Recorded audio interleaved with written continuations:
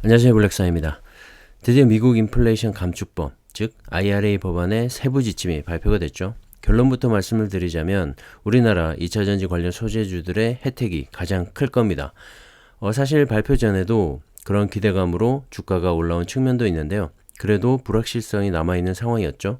하지만 이번 세부 지침 발표로 그런 불확실성까지 날려버리게 되면서 오늘 하루 2차전지 소재주들의 급등으로 이어진 것 같습니다. 특히 양극재 기업들의 주가 움직임이 그동안에도 좋았고 오늘도 좋았죠. 그리고 앞으로도 가장 좋을 거라고 생각을 합니다. 물론 2차전지 관련주들의 이 전반적인 주가 상승은 지속이 될 텐데요. 그 중에서도 이 양극재 기업들의 주가가 가장 큰 폭으로 성장해 가지 않을까 생각을 합니다. 그렇기 때문에 ETF 투자가 아니라 개별 종목에 투자를 하신다면 이 양극재 기업들을 중심으로 광물과 리사이클을 함께 영위하는 그런 기업들에 대한 투자가 가장 좋아 보입니다. 제가 추천드리는 국내 2차전지 관련 8개 종목이 있는데요. 어떤 기업들인지 한번 살펴볼까 합니다. 자, 그 전에 먼저 이번에 발표된 IRA 세부 지침을 한번 살펴보면 먼저 전기차의 원산지와 관련해서 기존의 내용은 북미에서 최종 조립된 전기차에만 보조금 혜택이 있었는데 이번에 이 바뀐 세부 지침에는 크게 변동된 건 없고요. 다만 리스용 전기차는 예외를 시켜줬습니다. 현대기아차 입장에서는 여전히 악재라고 볼 수가 있겠죠. 이미 적용이 되어서 진행이 되고 있기 때문에 북미 지역에 하루라도 빨리 공장을 지어서 생산에 들어가야지만 이 보조금을 받을 수가 있게 됩니다. 하지만 현대기아차의 대응이 개인적으로 좀 느리고 아쉬운 것 같고요. 여러 가지 측면에서 말이죠. 국내 양극재 확보에도 실패를 하면서 최근에 중국의 배터리 사용량을 늘리고 있죠. 그런 부분도 좀 안타깝게 생각하고요. 개인적으로는 이 전기차는 테슬라를 제외하고는 추천드리지 않습니다. 참고하시고요. 자, 그리고 가장 중요한 게 바로 이 핵심 광물 관련한 세부 지침이었는데요. 자, 기존의 내용은 미국 또는 미국과 FTA를 체결한 국가에서 추출 및 가공을 해야 하는 그런 조건이었죠. 거기에다가 2023년 40%의 비중을 2027년에는 80%까지 확대하는 그런 법안이었는데 이번에 바뀐 세부 지침을 살펴보시면 미국과 FTA를 체결하지 않은 국가에서도 광물을 수입해서 한국에서 가공을 하게 되면 똑같은 세제 혜택, 세제 공제 혜택을 주겠다는 겁니다. 사실 이게 가장 중요한 포인트였는데요. 자, 왜냐하면 그동안 배터리의 핵심 광물인 리튬, 니켈, 코발트 등의 이 점유율을 살펴보시면 중국이 압도적이었던 걸 알 수가 있습니다. 대부분 80% 이상 이 광물들이 모두 중국에서 차지하고 있을 만큼 사실상 이 중국이 지배를 해왔다고 광물 부분에서 말이죠. 그렇게 볼 수가 있는데 자, 우리나라의 양극재 기업들 입장에서는 이 하루아침에 그런 대중국 의존도를 낮출 수가 없는 상황이었죠. 물론 시간을 가지고 이 공급처 다변화를 통해서 이 중국산 광물의 비중을 낮출 수는 있겠지만 바로 그 시간이 문제였는데 자, 이번에 바뀐 세부 지침은 그 시간을 인정을 해준 겁니다. 당분간 중국이나 인도네시아 등 미국과 FTA를 체결하지 않은 그런 국가의 광물을 사용하더라도 한국에서만 가공을 하게 된다면 인정을 해주겠다는 거니까 말이죠. 자, 현재 우려국가 배제와 관련해서는 세부 지침이 따로 바뀐 건 없는데 기존의 법안을 한번 살펴보면 중국산 부품은 2024년, 중국산 광물의 조달 금지는 2025년까지로 명시가 되어 있기 때문에 광물만 떼어서 적용을 해보면 국내 양극재 기업들은 2025년까지는 이 중국산 광물을 사용해도 똑같은 이 세제 혜택을 받을 수가 있게 되는 겁니다. 즉 2025년까지 시간을 벌어놓은 셈이죠. 자, 그 사이에 공급처 다변화를 통해서 대중국 의존도를 낮출 수가 있게 되었기 때문에 오늘 이들 기업들의 주가가 급등을 한 배경인 것 같습니다. 자, 하지만 이런 우려국가와 관련한 이 세부 지침의 변화가 없다면 2025년 이후에는 중국산을 완전히 배제를 해야 하기 때문에 국내 양극재 업체들에게는 여전히 숙제가 남아있기도 합니다. 하지만 그런 상황들은 또 어떻게 변하게 될지 모르니까 계속 지켜보면서 그리고 확인하면서 투자를 이어가야 할 것 같습니다. 참고하시고요. 자, 배터리 핵심 광물과 관련된 세부 지침은 당장 이번 달 18일부터 4월 18일이죠. 시행이 되고요. 양극재와 음극재가 이 배터리 부품이 아닌 핵심 광물로 인정이 되면서 앞으로 중국, 인도네시아, 아르헨티나 등에서 수입한 광물을 50% 이상의 가공을 통해서 미국으로 수출하면 세제 공제 혜택 요건을 충족할 수가 있게 됩니다. 전적으로 한국의 2차전지 소재 기업들에게 유리하고 혜택이 돌아가는 법안이고요. 그동안 투자를 계속 이어오신 분들은 수익이 또 많이 나고 계실 텐데요. 중장기로 가져가 보시기를 다시 한번 추천을 드립니다. 자, 신규로 들어가시는 분들도 많이 올랐지만 아직 갈 길이 멀다고 생각을 하고요. 소재와 광물 관련 기업들을 중심으로 빠질 때마다 조금씩 모아가시는 전략을 세우는 것도 좋다고 생각을 합니다. 자, 하지만 제 의견은 참고만 하시고요. 선택은 항상 각자 신중하게 하시면 좋을 것 같습니다. 자, 배터리 부품과 관련해서는 기존 법안이 북미에서 제조 및 조립이 필수였고 2023년 50%에서 2029년 100%까지 확대가 되기 때문에 우리나라 배터리 3사가 이미 공격적으로 북미에 진출을 하고 있는 거죠. 2025년까지 북미 지역에 건설되는 배터리 공장이 현재 어마어마합니다. 왜 이들 기업들이 북미에 서둘러서 진출을 했고 지금도 새로운 신규 프로젝트들을 만들어서 진출을 모색하고 있는지 알 수가 있고요. 양극재나 음극재와는 달리 무조건 이 북미 생산을 해야지만 이 세제 공제 혜택을 받을 수가 있기 때문에 앞으로도 이 북미 지역에서의 확장이 더 일어날 것으로 보입니다. 자, 시행은 이 광물과 마찬가지로 이번 달 18일부터 시작되고요.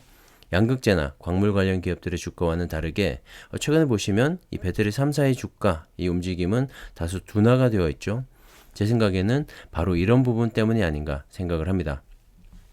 자, 북미에서 생산된 배터리에만 세액 공제 혜택이 돌아가는데 아직까지 이 공장을 늘려가고 있는 그런 상황이기 때문이죠.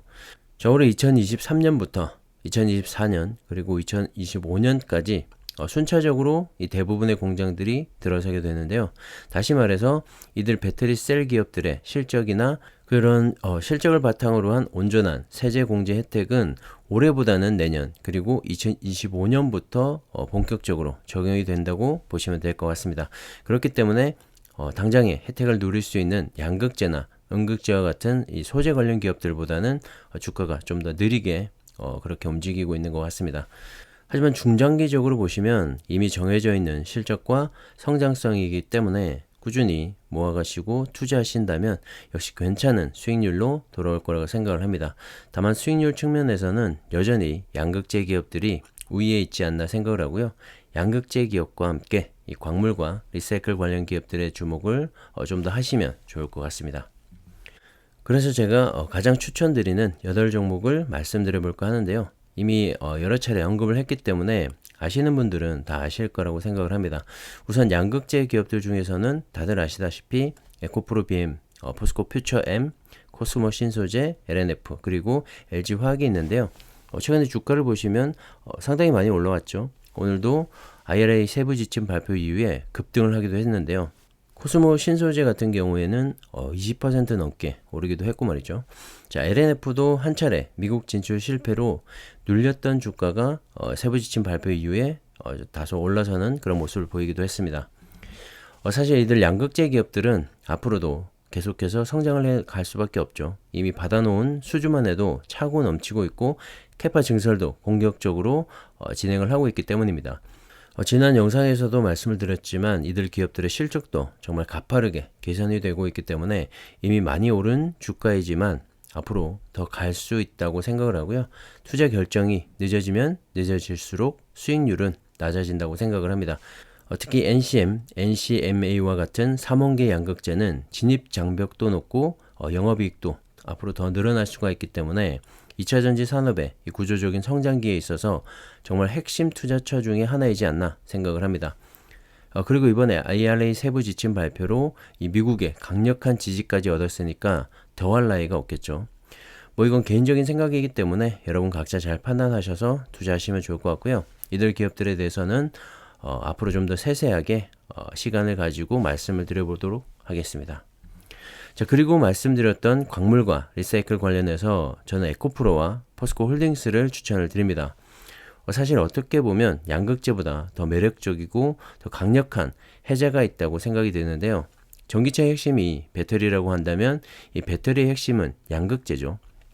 그만큼 양극재의 비중이 상당히 높고 중요하기 때문인데요. 자, 그 양극재의 핵심이 바로 광물입니다. 리튬, 니켈, 코발트와 같은 이 광물이 수급이 되지 못한다면 양극재를 만들 수가 없기 때문이죠. 리사이클과 관련해서도 결국엔 양극재를 만들기 위해서 이 쓰고 버리는 폐배터리에서 이 광물을 다시 추출을 해서 재활용을 하는 것이죠.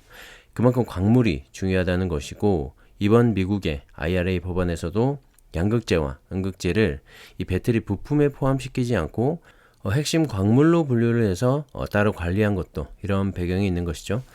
특히 이번 세부 지침을 통해서 인도네시아와 아르헨티나의 니켈과 리튬 등의 사용에도 문제가 없어졌기 때문에 주가의 가치는 더 올라가지 않았나, 그리고 앞으로 더 올라갈 수 있지 않나 생각을 합니다.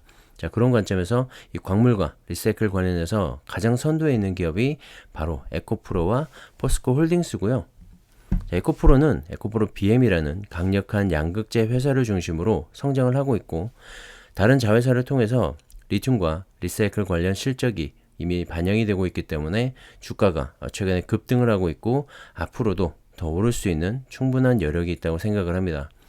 포스코 홀딩스도 마찬가지로 지주사로 변신한 이후에 포스코를 100% 자회사로 두고 철강 사업을 하되, 이 포스코 퓨처 M이라는 이 양극재 기업을 중심으로 호주와 아르헨티나에서 니켈과 리튬 등 이 광물 관련 사업에 속도를 내고 있습니다. 그리고 비상장 자회사들을 통해서 폐배터리, 리사이클도 함께 영위를 하면서 친환경 2차전지 소재 기업으로 다시 태어나고 있는 중이고요. 저는 개인적으로 에코프로와 함께 이 포스코 홀딩스의 미래를 가장 좋게 평가하고 있고, 개인적으로도 투자 비중이 높은 편입니다. 이런 기업들은 단기보다는 중장기로 최소 2, 3년, 길게는 10년 이상 보고 투자를 해도 좋을 거라고 생각을 하는데요. 현재 2차전지 산업의 이 구조적인 성장 초기에 있다고 생각을 하기 때문에 반도체가 성장을 해온 역사를 한번 비교를 해보면 앞으로 훨씬 더 크게 성장해 나갈 기회가 있다고 생각하기 때문입니다. 참고하시면 좋을 것 같고요. 자, 마지막으로 나노 신소재라는 기업인데, 2차전지에 투자하신다면 잘 아실 수도 있고 아니면 이름은 들어봤을지도 모르겠습니다. 나노 신소재는 양극재 기업도 아니고 광물과 폐배터리 관련 기업도 아닙니다. 특수 음극재인 CNT 도전제를 만드는 기업인데요. 코스닥에 상장이 되어 있고 아직 시총도 낮은 편인데, 최근에 주가를 보시면 상당히 많이 올라왔죠. 오늘도 20% 가까운 급등이 나왔는데, 자, 제가 추천을 드리는 이유는 독보적인 기술력을 가지고 있기 때문입니다. 최근에 배터리의 밀도를 높이기 위해서 하이니켈 양극재를 사용을 하고 있죠. 여기에 실리콘 음극재의 역할이 큰데요. 바로 주행거리를 늘려주기 때문입니다. 바로 이 실리콘 음극재의 역할을 도와주는 게 CNT 도전제인데, 없어서는 안 되는 거죠. 전 세계에서 유일한 기술력을 가지고 있는 게 바로 나노 신소재고요. 하이니켈 양극재의 비중이 늘어날수록, 그리고 실리콘 음극재의 사용량이 늘어날수록 나노 신소재의 CNT 도전제의 사용량이 함께 늘어날 수밖에 없는 구조입니다.